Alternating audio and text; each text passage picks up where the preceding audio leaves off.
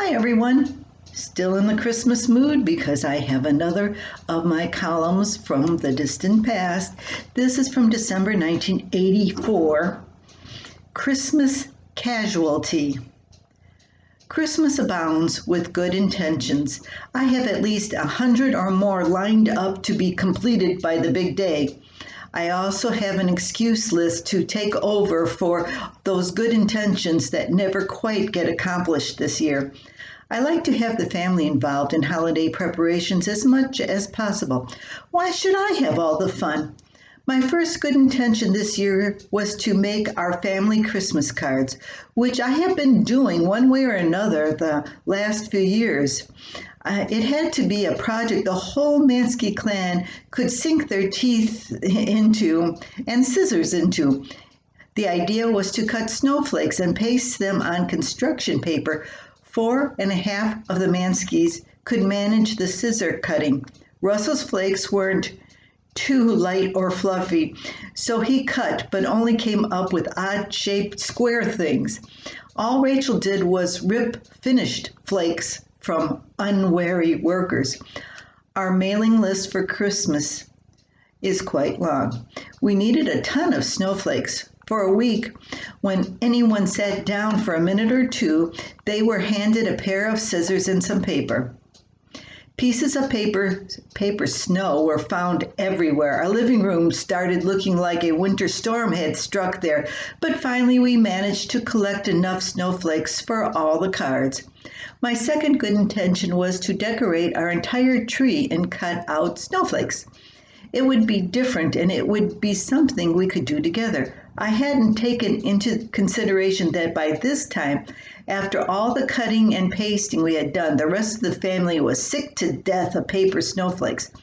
I was left to do the tree alone.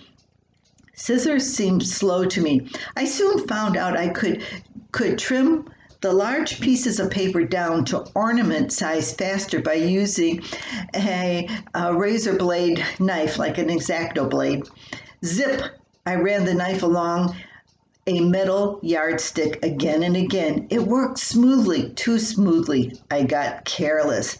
Zip! The knife ran down the ruler, but this time my left index finger was over too far, and zip! I cut right through the tip. Ouch! Help!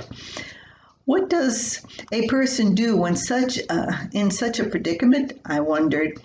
By this time, my blood was running pretty heavy, and the only help in the house was a 2-year-old and a 4-year-old. I called my friend Colleen Sutherland. She came over in time for me to faint for her. And I thought characters were hamming it up on TV when waking up from a faint saying, "Where am I?" When I fainted, I fell on top of little Rachel, who had been standing next to my chair.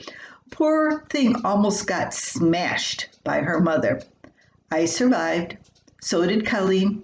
So did Rachel. It's my touch typing that has suffered from the accident and the bandage. Christmas is made up of good intentions and good friends and some casualties. I wish you all many good intentions, tons of good friends, and no casualties. So that was, I remember that. I remember it so well. And I scared the bejeebers out of Colleen when I fainted for her. But after sitting on the floor for a little while, I felt fine. But I did not cut with that X-Acto knife ever again. Well, I have, but not that Christmas. I hope you have a merry holiday season. No matter what is going on in the world, I hope you have joy and peace and good health. Until next time.